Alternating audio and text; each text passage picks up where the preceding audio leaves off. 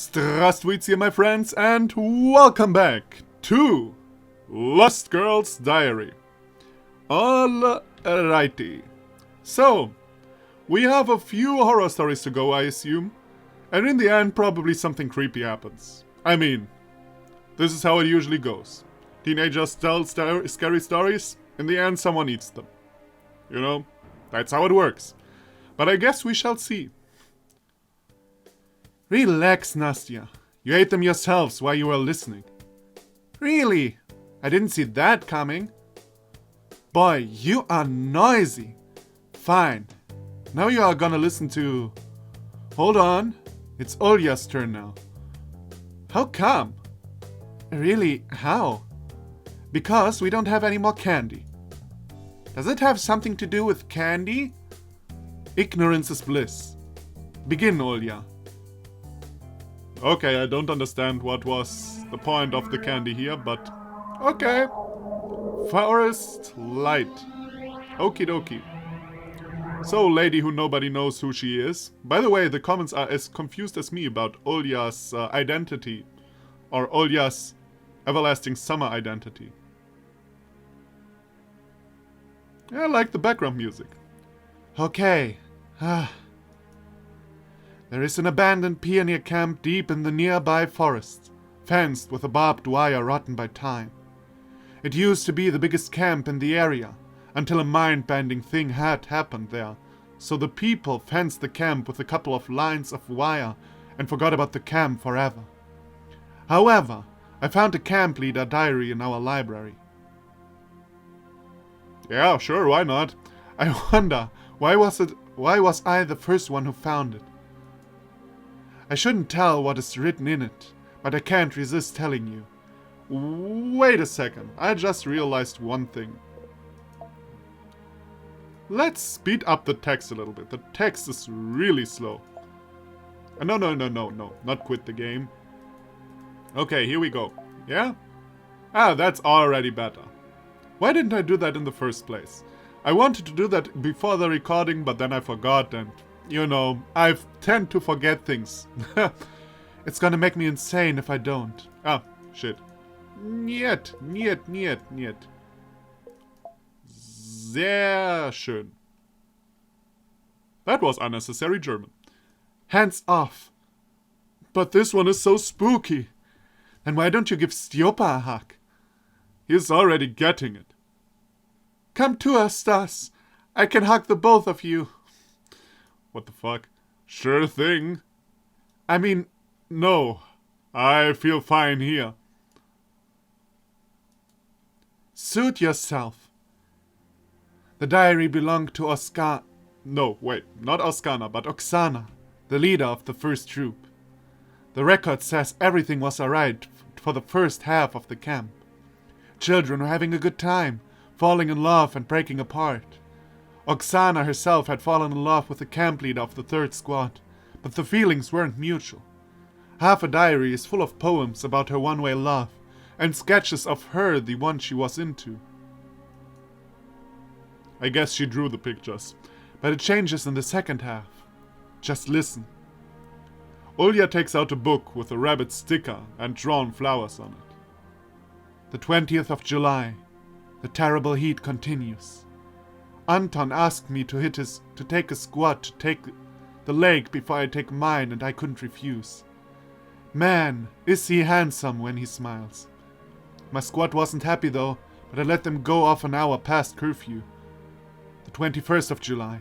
We have a situation. Dasha Startseva has been missing since the morning. Her stuff is in place, and Katya told me she saw Dasha last night, going to the bathroom. We found Dasha. She fell into the old well behind the warehouse. To my surprise, she was safe and sound when we took her out. A lucky girl. On the other hand, she hasn't been saying a word ever since. I hope she'll be fine. She must rest in the infirmary. Iraida Pavlovna called Dasha's parents a lot, but no one answered. During the lineup, Anton lectured me on how to look for the children. I was about to break into tears. Why is he being so rude to me? The 22nd of July. Petrovich and the guys from the 5th squad built a huge cover for the well. Now it's finally safe. God damn it, so many names. You expect me? That's always the problem. Short stories, 20,000 names.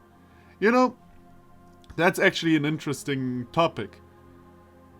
I remember when I read War and Peace, I remembered all the names, or at least most of the names. And in the end, I read on the internet that there are like 200 different characters in War and Peace. And I was like, what, really? I didn't even realize that. Well, of course I didn't. This book is a long-ass book. It has 1,000 many plus pages. So, of course, you don't realize that there are so many characters if the story is so long and characters reappear. And, you know.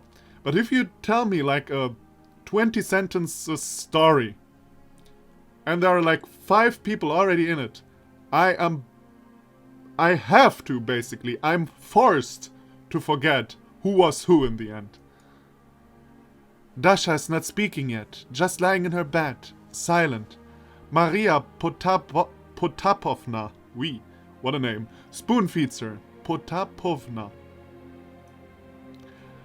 Iraida Pavlovna lets no one out of the camp, including Anton, whose grandmother passed away yesterday. The 23rd of July, why not? Why not? We are going to see Dasha today. We made a wonderful bouquet for her and a card with our best wishes written on it. Something is wrong with Anton. He had a quarrel with the principal this morning. The rest of it was written with a different hand. All of a sudden I felt like I was out of my body, watching myself from a different viewpoint. I hear a blunt slam after he pushed me right into the well. It doesn't hurt though, but I feel sad. A green bright spot in the sky reflects in the puddle on the bottom, and I see it coming. A shooting star, I think. I should make a wish. The spot shines even brighter. The green sparkle is closing in on me with the speed of sound. It stings me and casts me back into my body. Now it's the 2 of us in the body. Me and the star. The pain is back. My neighbor doesn't like it. The little green sparkle starts beating the way my heart does. It is growing inside my body, filling every single cell as if it was an empty vase. The vase is all cracked, however. The green light is getting loose through it. The star bangs in anger, and the rifts on my body fade away like a snow under the sunshine. I feel good, so I curl into a ball right in the humid, stinky hole. Too bad I can't see my companion. I can only feel it burning in my chest. The star wants me to get out of the pit, but I don't care. The only thing I want is oblivion. The star is not going to give in. It's thrashing around inside, and I pity it. It warmed me at first, but just a moment ago, it moved up to my shoulder, out of the sunken part of my body. Poor thing. How unlucky it got. I can't stand. I see a small shard of sky above me. Now it's being blocked by some figure. And now it's not. This flickering annoys me, so I close my eyes. I feel something taking me up, awakening old memories I am hiding from. All this happened to someone but me, while I was just being a spectator. The show is about to end and now it's a fireball instead of a star growing back inside me. It is not a friendly companion any longer, but a gruesome warden watching over me. He forces me to eat, causing pain in the stomach. He forces me to go to the bathroom, stinging my feet. The rest of the time it lets me rest oblivious. The fireball is not growing bigger anymore. Now it is training my body to follow its commands instead. And I do as he commands willingly, otherwise the fire will burn me out. All I need right now is a little bit of rest. And for some reason the fireball lets me write all this shit down. Right now the fire bends down my neck. A nurse comes in. She drops her tray with plates on it, so porridge and blueberries scatter all over the floor.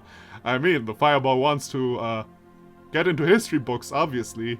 Man, that fireball has some ego. The fire flashes up as I see a beam of green light striking Maria Potapovna.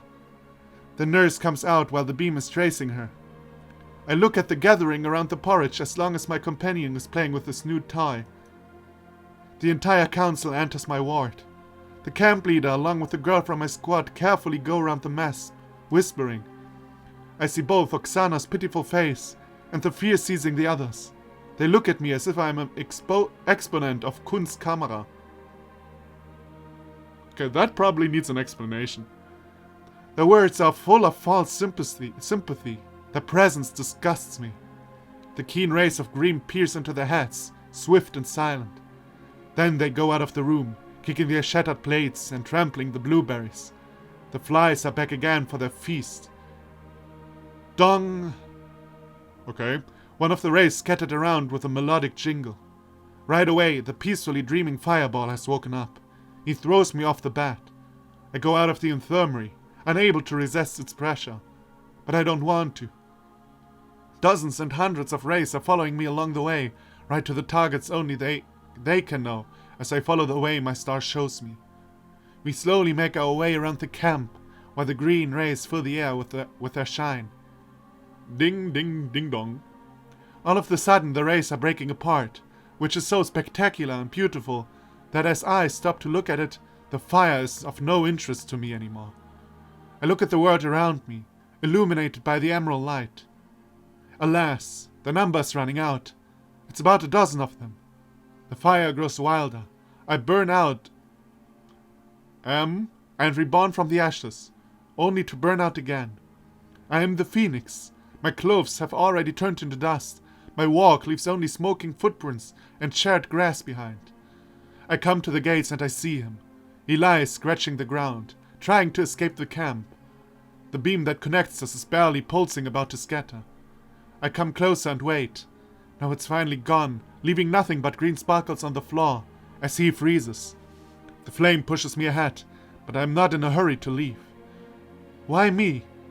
What have I done to you? What did I do wrong? I ask the dead body, but it is not about to answer. The pressure is getting unbearable, so I leave. I try crying, but the tears are fading as fast as they leave my eyes. Whispering its goodbye tune, the last beam shattered. I stop in the middle of the alley leading to the square. I want to lie down, but the firestorm keeps pushing me ahead. We approach the pioneer hornblower statue, then to the peddler girl. Hey, Lenin, how you doing? Finally, the gigantic monument of Lenin gets my attention. I stretch my hand to it as the fiery gush of light is absorbed by the statue. Yeah, that's what it does. I follow the path to the woods out of the camp, leaving only dead people and the glowing monument of the chief behind. The only things I kept are this diary and the little star deep down in my heart. That's it. Boring. And I also had no idea what this was about in the end. Except that Lenin has apparently some fiery superpowers that killed everybody or something. Olya, how did you manage to read in the darkness? It's empty. Yeah. I mean, it makes sense. Still, how didn't you figure that from the very beginning? I mean, as mentioned, there was like a very cool burning fire inside of her. Unnecessary panty shot, by the way, for... what was her name again? Lisa?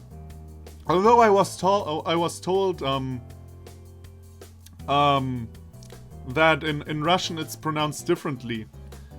I don't remember exactly which letter it was though, which is what... I think like this, the wrong way around 3, you know? So it's more like Lisa or something like that, but I'll stick to Lisa, otherwise, I mean, me pronouncing stuff wrong, what's new? Lisa puts her hand on Stjopa's waist. Oh well, we'll keep it at Lisa, screw it. Sasha puts a rolled bedsheet under Nastya's head. Oh, Nastya's sleeping. Ah, I get it. Asleep already? Yep. If only your stories were more interesting, you would make a fine writer. But your tales kill us with boredom. Ha! Finally! It's time for a real scary story. Not one of your knockoffs. Prepare to tremble with fear, for now you will hear about the red eyes. Well, let's hope it is actually scary. So far, not really impressed. Red eyes. There was a trio in a camp. They never split up. Their leader's name was Max.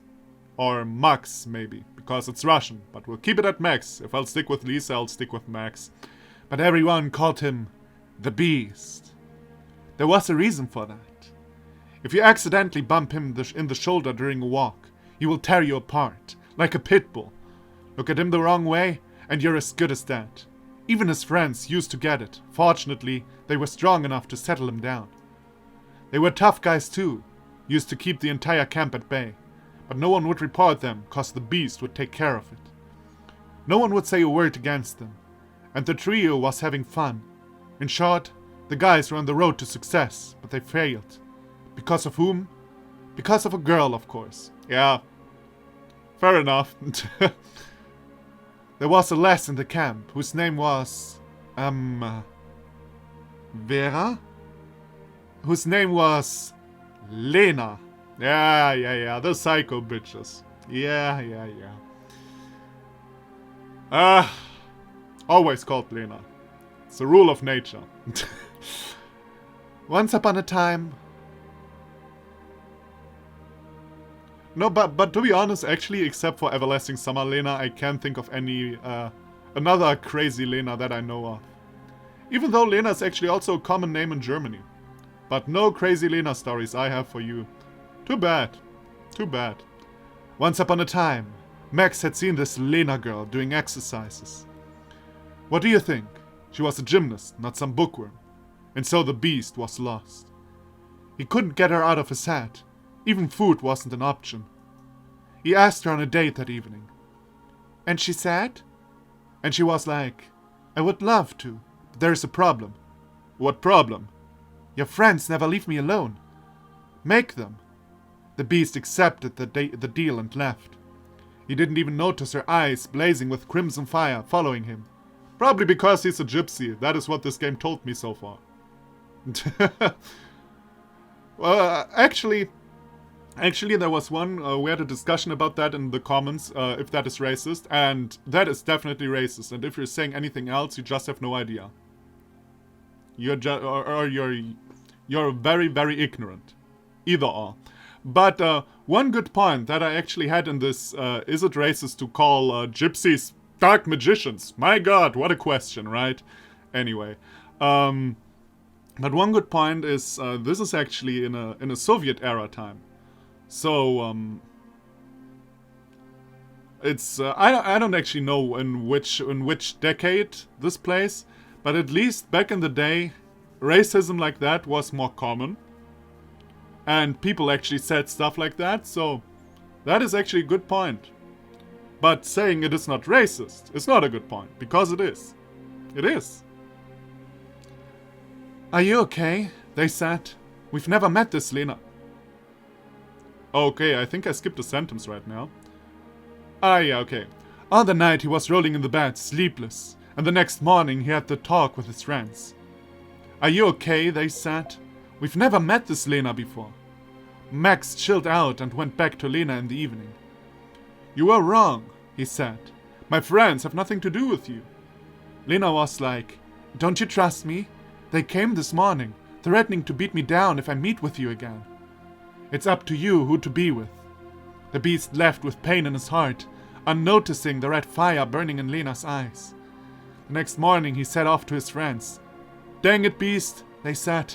We were with you all the day. Have you seen us threatening someone? Who do you trust more, us or a stranger? But the Beast was blinded by love, and so he promised that he would kill everyone who touched her. In the evening, he came back to the place and saw Lena. Look, Max, look what your friends did to me. I feel like Max was a stupid choice. I should have said Max. Ah, well. She untied her shirt. As he saw red bruises on Lena's pale skin, frenzy filled his mind. I'll take care of them, he shouted. Wait, Lena caught his hand. You have already broken your promise. This time, I need a proof. Bring me their hearts. Like in Snow White. And she puts a blade into his hand. The Beast was about to throw it away, but she leaned on him and kissed him. I am waiting till the midnight. Now go. To be honest, he doesn't look all that beastie. I mean, to be fair, it appears he has well-trained body. But beast isn't like the very first thing that comes up to mind.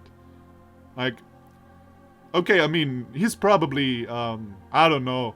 How old is he? 16, 17? Still, I have seen way more muscular people in my day when they were 16, 17 than this guy. Now, to be fair, being muscular doesn't mean that you know how to fight. I am aware of that. But it's often also in the... Nah, actually no. These days, a lot of people actually go to the gym and stuff. Still, Beast is not the first thing that came to mind. He has red eyes though, so I give him that. And Max was off with Lena's eyes following him, shining brighter than the Kremlin star in twilight. The Beast was waiting until everyone was asleep. He snuck into the cabin and stabbed his friend in the chest. What a hero! Not even a fair fight. He came to the second one and stabbed him as well. That's how his friends died. Max cut their hearts out of their chest, wrapped them with a shirt, and went back to Lena. Some knife he got there. Like he actually cut through the ribs with a knife. Not bad. Did you bring it? Lena impatiently asked Max as she saw him closing in. He handed the hearts over to Lena and she took them. She turned away for a second, and when she turned back the hearts were gone. Only a blood drop on Lena's lip remained. She's a fast eater. Max was going to hug Lena, but she pushed him back. What's wrong? The Beast exclaimed. I have done as you asked. Do you really think, the girl arrogantly asked, I'm gonna go out with a murderer of his own friends? But you've been beaten? Ha ha, sorry. Girl laugh. Maybe I can do an evil girl laugh. No, I can't. I faked it. I was testing how good a friend you are. Now beat it. These words turned the Beast back to reality. He knocked Lena down and stabbed her with a blade. Again and again, but the blade didn't work against her. Only then did the Beast see the shiny crimson eyes of his girlfriend. Why is she suddenly his girlfriend? That scared the crap out of him. He backed away, but Lena took his and said, Where do you think you are going? Come to me. Hug me harder.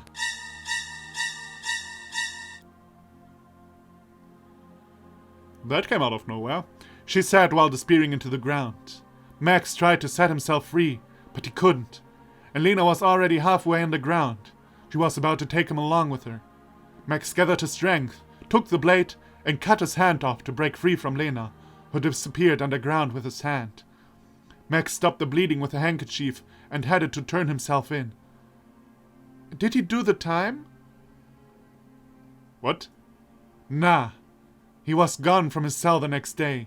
Only a letter, written with blood he left. It said, The Red Eyes. Cool story, Vera. No, really. Really, not a cool story. Yeah, I'm sorry. But what the hell? Like, what the hell?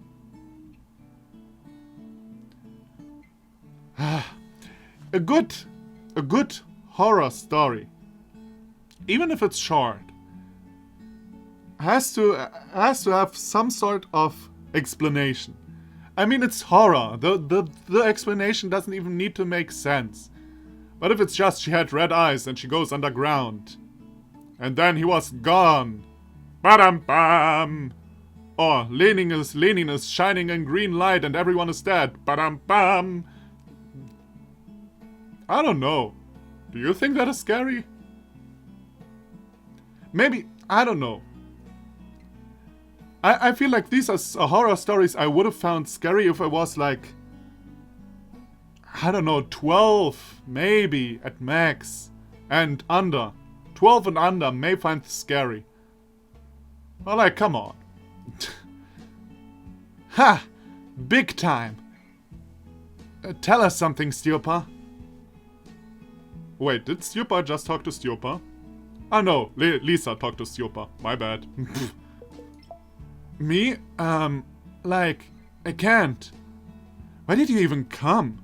To make a company. It's okay. You're not supposed to be a storyteller after all. You must be really strong instead, aren't you? I am, yeah. Fine, I'll tell one. Okay. Slavia. Sasha. Still not okay with Sasha, just reminds me of the Miko route. Or the Masha route. I'm sorry. Still breaks my heart to this day. An actress for Slavia would just be like Slavia. That is common sense. Total common sense.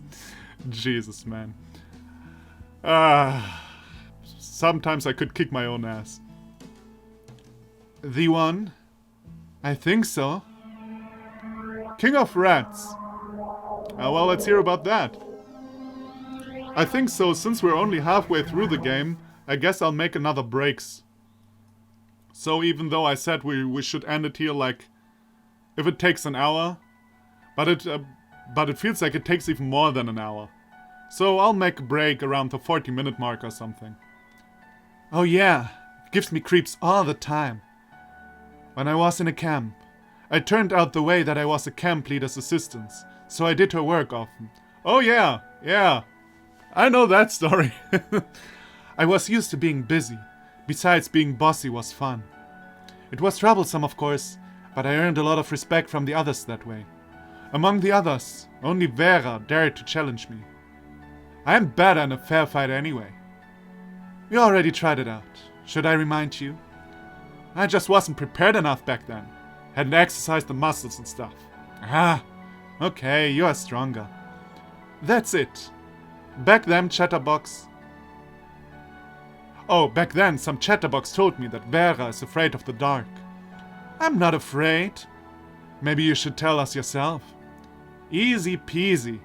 Sasha came to me one night and said, "This troop isn't big enough for the both of us. Let's make a bet. The loser gets transferred." So I accepted. If only I had known what her plan was, I would have accepted anyway. In short, we had to go to the catacombs at midnight. The one who left first was the loser. A deal is a deal, as they say. So we set off at night, and the weather, almost as if on purpose, was cloudy, windy, and it was about to start raining. Besides, the flashlight barely worked. I felt like someone was watching us. We made it to the abandoned military base. We went down to the basement. Sasha was going ahead of me. We entered some room when Sasha turned off the flashlight and said, "Vera, dear, let's save the battery for the way back." But I was creeped out. I said, "Let's get over the bet and have a pull-up contest." I saw her smiling the way she does. "What's wrong, Vera?" She was sad. She said snidely, "Afraid of the dark, huh?" I freaked out and turned off the light, and regretted it instantly. 'Cause I felt someone watching me, and the way they did was not noticed at all. I was all sweaty as I turned the light on, swinging the flashlight around. And Sasha was like, "So soon? Less than a minute." I yelled at her and stormed to the outside, but the rain had just started. I wasn't going to go back to the camp, so I made my choice to stay before it was over. And that was the right thing to do because... I go now. Yeah, go on. After she left, I turned on the flashlight, and when I was about to leave, realized that I couldn't stand up. It seemed like my legs went numb, so I put the flashlight on a nearby box and started rubbing my hips, trying to bring them back to life. It was useless. The thought of calling for Vera came to my mind, since she couldn't get very far away, and the echo was strong enough in the corridors. But I had just won the bets, so calling for help would be equal forfeiting. So I kept on rubbing my legs. Unfortunately, I felt my hands losing control. They were wiggling down my legs, paralyzed as soon as I leaned on the seat. The only thing I was able to do was turning my head. What's up with me, I thought. Am I being paralyzed? Why? I haven't neither fallen or hit my head or taken drugs. Why can't I move? I was about to piss my pants. Very ladylike talk. Calm down, Alexandra. Calm down. They'll find you missing next morning, and Vera knows where you are. For those of you not Russian, Sasha is the short form for Alexandra. Or for Alexander, on the other hand. That is one thing that always confuses me about Russian nicknames is how you get from a name like Alexander to Sasha. or from Alexandra to Sasha. You know? It's like, that's like a far way to go. I mean, I understand stuff like Piotr, Petya. I see the connection. But Alexander, Sasha. Or Alexander, Sasha, if you want to be more Russian correct. It seems like such a far way to go for a nickname. If you have an explanation for that, tell me. They'll find you by lunch at least. Maybe my senses will be back by the time. Breathe. I was sitting and breathing, looking at the dim spot of light on a wall when they appeared. I heard the stomping of little feet at first. The beasts stayed in the shadow, but they got bolder, and I could see their red eyes. Who were they? Rats. My flashlight was almost dead, so I could only see their shapes in the darkness. Then, I hadn't felt it, but I saw one of the creatures get up on my knees. The grey creature sat on its back feet and looked me in the eyes. God damn it, these fucking rats are loud. Help, I whispered, trying to believe it was just a bad dream. But it didn't work as usual. Help, I yelled at the top of my lungs this time. The horrible beasts hid away from my voice. All of them, but the one sitting on my knees. It kept on sitting on its back paws, posing her front ones like in a prayer and looking at my face. It seemed like the rat was smirking. Help, I yelled again, realizing deep in my heart that no one was gonna come. Oh, I wished I were out of there. The stupid bat, the foolish leadership. What use is any of that if you are going to get eaten alive? I broke into tears of helplessness. That was totally out of my plans. That rat looked away all of a sudden like it was trying to listen to something. Then he jumped off, and the air trembled with rat footsteps. The horrible things in a single burst ran away, and the room drowned in silence, breaking with my sobbing and some water drops. Was I safe then? Did my scream scare them? Or had someone heard it and come to my rescue? I burst into laughter with relief. I was sitting and giggling like an idiot. Because I was alive. No, you see, in these situations it's usually like when the scary things run off for some reason you don't know about. Usually something even more scarier came across, you know. But the fun was broken with some weird noise coming from the corridor. The noise of hundreds of small feet and squeaking rats were closing in slowly. My rescue hadn't come yet. No, I shouted. No, get lost. But the rats didn't listen. The light of my dying flashlight showed me the room filling with a swarm of the grey beings. There was something big in the middle of it.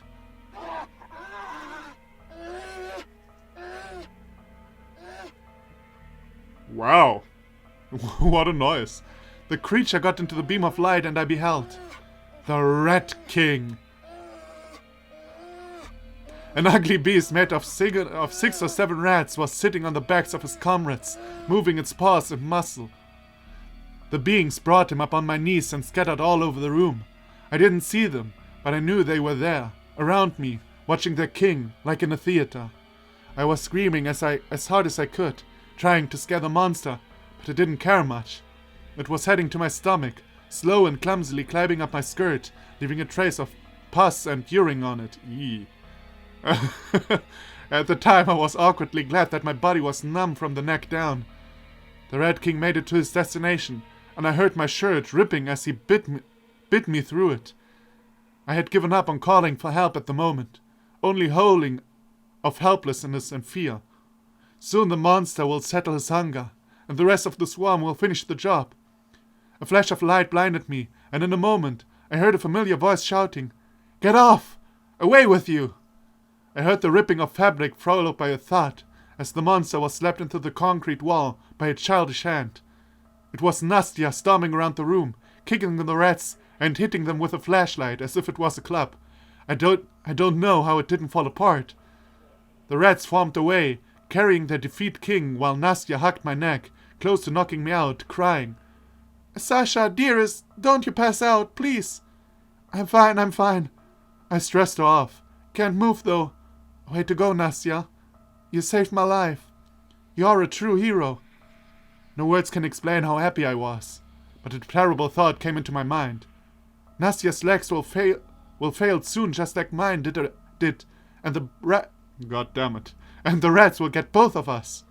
And so I commanded, Nastya, you have to get out of here. Now, run to the camp and bring the first leader you meet here. Got it? Nastya nodded and rushed out, leaving me alone in the darkness. I wondered if my sanity could take it. As her footsteps faded away, odd rustles caught my ear. Maybe it was just my imagination playing a bad trick on me, but it felt like the rats were surrounding me again. Fortunately, Nastya wasn't about to go far away. Let me tell this part, it is my favorite. When the rain stopped, I got back to the outside and saw Nastya running somewhere. I caught up to her and we headed back to Sasha. Man, you should have seen yourself. But yeah, good thing you didn't. A talking dead in the flesh. And then our princess got back to life after we brought her outside. When her limbs started moving, she freaked out with joy. Boy, I had never heard that much swearing. The pain was unbearable as my sensitivity restored.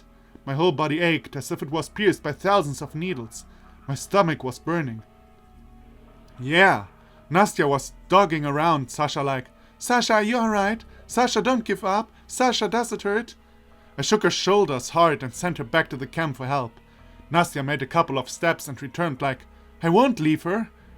Thanks to our beauty, which could settle her down. So we took Sasha's clothes off. All of it? The only legit question so far asked. I'll do the same to you if you don't shut up. I'm good. And off to the lake. There we used her shirt as bandages in order to wrap her wounds. After we cleaned Sasha from... Put the details away, please. Alrighty. It's almost over anyway. Yeah, we made it back to the camp, where we slipped into our couches as if nothing had happened. No adult knew about this, of course. Even Nastya kept her mouth shut. She was way awesome. Pet sleeping Nastya. Was it for real? It was. Wanna see the scars? I do. That could be from anything, really. Also a weird way of a rat, like... Ah, well. Dang, it's so dark in here. Can't see a thing. Neither can I. They are too small to see. Try to touch them instead. Wink, wink, nudge, nudge. Watch your hands, you four-eyed freak. I just wanted to touch... You can touch Petrov next time you see him in a sauna. Keep your hands off her. Okay. Hey, it's 5 till midnight. Time to call for the Queen of Spades. Okay, let's call for the Queen of Spades next time. Oh wait, are we actually gonna do it or are we gonna tell another story? No, seems like we're, next time I click we're about to do it. So, that's a good point to stop. I'm sorry that I broke my promise of finishing the game. But as it said in the lower right corner, we were like around... Were we at 600 or 700 of 1000? And I guess 1000 is completion. So, we have a little bit to go. So next time I think we should be able to do it in under an hour. This time I would need more than an hour. I guess it is my fault because I talk so much in between. But you know, that's what I do. We all know that by now. Can't shut up. It's a bad habit. You know, I always hated these kids back in the day who couldn't shut up. Also slapped myself a lot around because of that, but that's a whole different story. Anyway, thank you everybody for watching. Come back for the next and then actually final episode of Lost Girl's Diary. And I'll see you then. Bye bye.